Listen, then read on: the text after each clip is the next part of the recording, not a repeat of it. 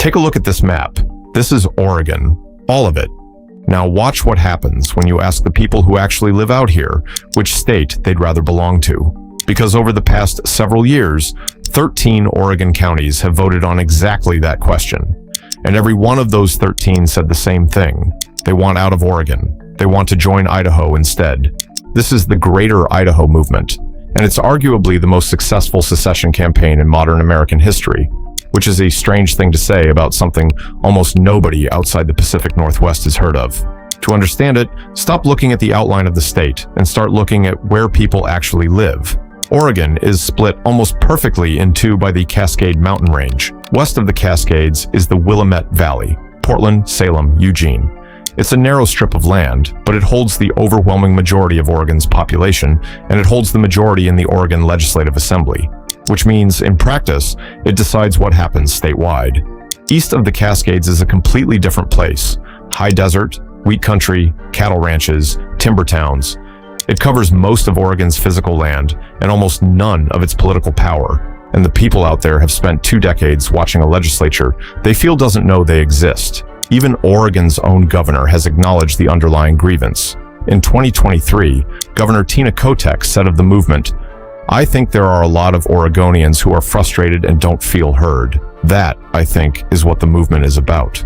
The idea itself traces back to one letter. In June of 2015, a man named Grant Darrow from the small town of Cove, Oregon, wrote a 391-word opinion piece for his local paper, The Observer. His pitch was simple: move Idaho's border west so that eastern Oregon becomes part of Idaho. He ended it by asking readers to imagine Idaho's western border stretching all the way to the Pacific. Around 40 rural Oregon newspapers ended up reprinting the letter. Some called him asking for a copy. 5 years later, that idea became an organization. In 2020, a retired plant nursery worker named Mike McCarter founded a group called Move Oregon's Border for a Greater Idaho. And the strategy he chose is the single most interesting thing about this whole story, because there was already an older, more famous version of this idea, the state of Jefferson, a decades-old campaign to carve a brand new state out of Northern California and Southern Oregon. It has never gone anywhere, and McCarter's team understood exactly why. Creating a new state means creating 2 new U.S. senators, which means changing the balance of power in Washington, something Congress has almost no appetite to do. So, Greater Idaho deliberately does not propose a new state. It proposes moving an existing line. No new state, no new Senate seats. Idaho just gets bigger, and Oregon gets smaller. As McCarter put it, this isn't even as dramatic as a divorce. He compared moving a state border to redistricting a utility provider. And the differences between the 2 states are genuinely enormous, which is the whole argument. Idaho bans nearly all abortions. Oregon has essentially no legal restrictions on it. Idaho charges a 6% sales tax. Oregon has no state sales tax at all. Oregon levies a progressive income tax with one of the highest top rates in the country at 9.9%. Idaho's minimum wage sits at the federal floor of $7.25 an hour, where it's been since 2009. Oregon's is roughly double that, tiered by region, and it rises with inflation every single July. And then there's marijuana. Oregon legalized recreational cannabis in 2014. Idaho still criminalizes possession outright, which has produced a very specific and very real flashpoint. Cannabis dispensaries clustered on the Oregon side of the state line, serving a steady stream of customers driving out from the Boise metro area. Idaho lawmakers hate this, and moving the border west would quite literally push those shops further away.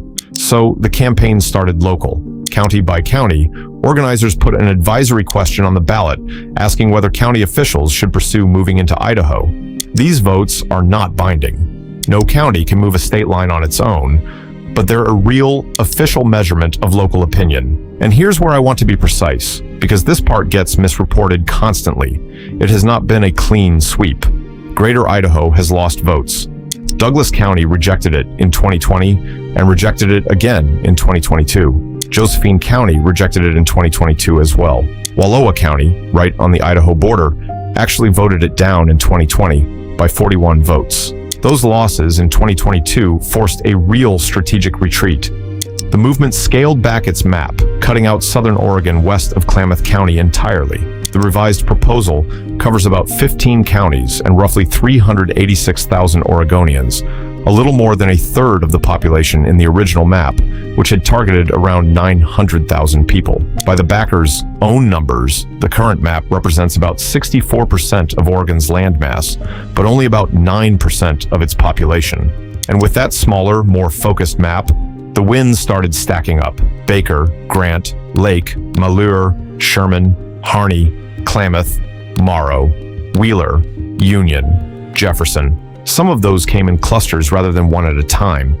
In May 2021 alone, 5 eastern Oregon counties voted on the same day to require their county officials to take active steps toward joining Idaho. That wave is what first got the movement national attention, and by December 2021, The Atlantic was running a piece calling Greater Idaho modern America's most successful secessionist movement. That's a remarkable label when you consider how many secession campaigns this country quietly generates every decade and how uniformly they collapse. Then, in May 2023, Wallowa County, the one that had said no 3 years earlier, voted again. And this time, it passed by 7 votes out of about 3,500 cast. 7 votes from an automatic recount under Oregon law. And in May 2024, Crook County approved its own measure, becoming the 13th Oregon county to vote yes. With that, a majority of the counties inside the proposed Greater Idaho map had formally voted in favor. There's one enormous gap in that map, though, and it matters more than any of the wins.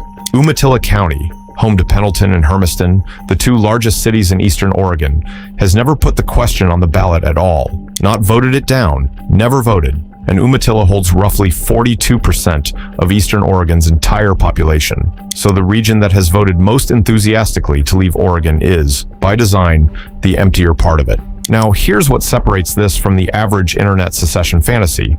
Greater Idaho has an actual legal pathway written into the Constitution. Article 4, Section 3 states that no new state can be formed within the jurisdiction of another state, and no state can be formed by joining parts of states without the consent of the legislatures of the states concerned, as well as of Congress. Read that carefully, because it's the entire ballgame. Oregon's legislature has to agree. Idaho's legislature has to agree. Congress has to agree. All 3. And one of those 3 has actually moved. In February 2023, the Idaho House State Affairs Committee approved a resolution authorizing the legislature to open border talks with Oregon. Days later, the full Idaho House passed it. It was non-binding. It called for talks, not for moving anything, but it passed. Then it hit the wall.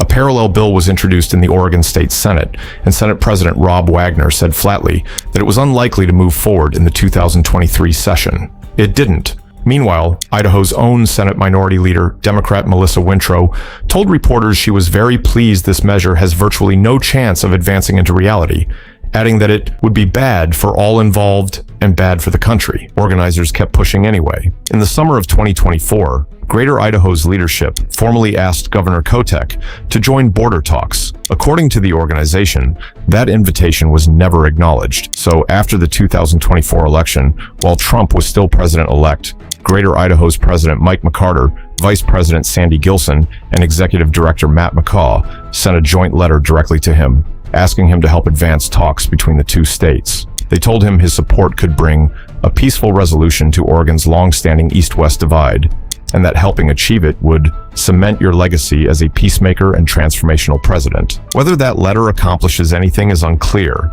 There's no constitutional mechanism for a president to move a state border.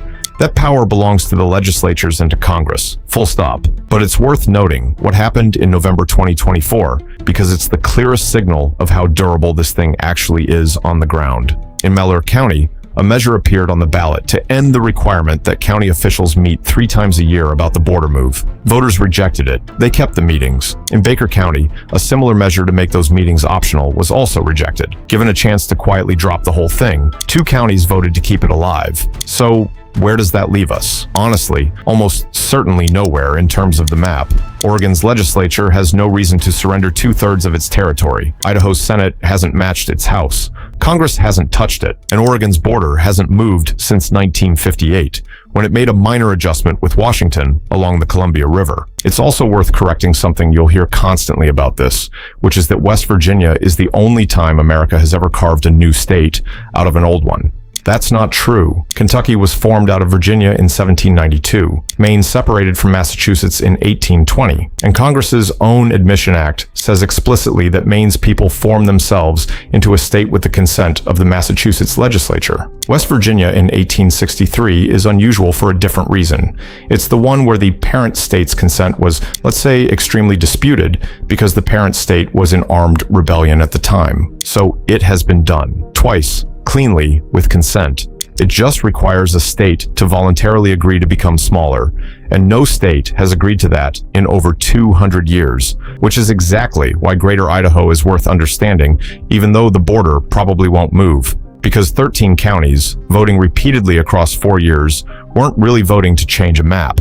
They were voting to say something that's much harder to dismiss, that they no longer feel governed by their own capital. And that's not unique to Oregon. It's the same argument driving the state of Jefferson in Northern California, the same argument you hear from downstate Illinois about Chicago, the same one from upstate New York about Albany. The specific proposals differ. The underlying complaint is identical. And it's a complaint that ballot measures can measure, but can't actually solve. The map probably won't change, but the fact that so much of it already feels changed, that's the real story. If you want to see which other American states have movements exactly like this one, quietly building right now, subscribe, because that's what we're covering next.